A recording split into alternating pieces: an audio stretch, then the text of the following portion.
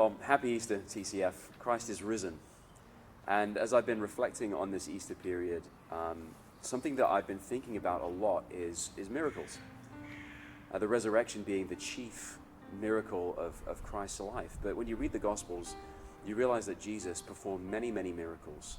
And the way that we usually look at those miracles is as if they were suspensions of the natural order of things. And I think that there is something slightly tragic about that, because it shows that we are so used to living in a fallen world where things like healings and resurrections don't usually happen, that we assume that that is kind of the status quo.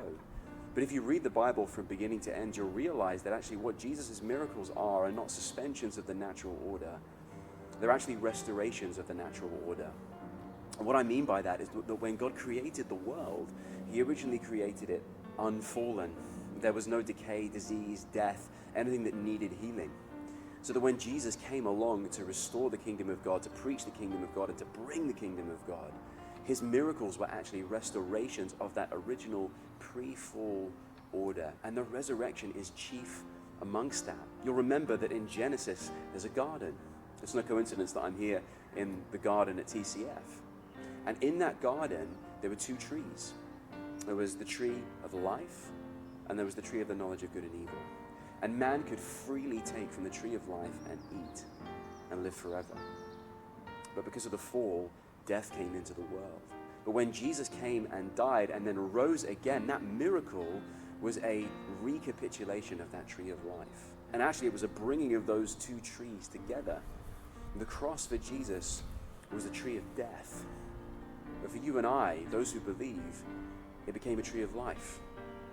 And because of that, we can, we're told, even though we physically die, live forever.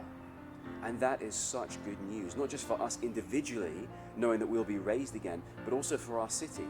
Because what it means is that the same power that raised Jesus from the dead, and that will eventually remake the universe and renew all of creation, is at work in us and available to us. And because it is at work in us as a community of believers, it is also available in some way, shape, or form to the city in which we live.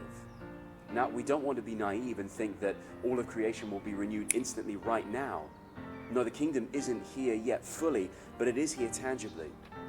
And what that means is every time we share the gospel with someone, every time we care for the poor, every time we live out the gospel in our community, that resurrection power is at work in some way, remaking and reknitting the community around us.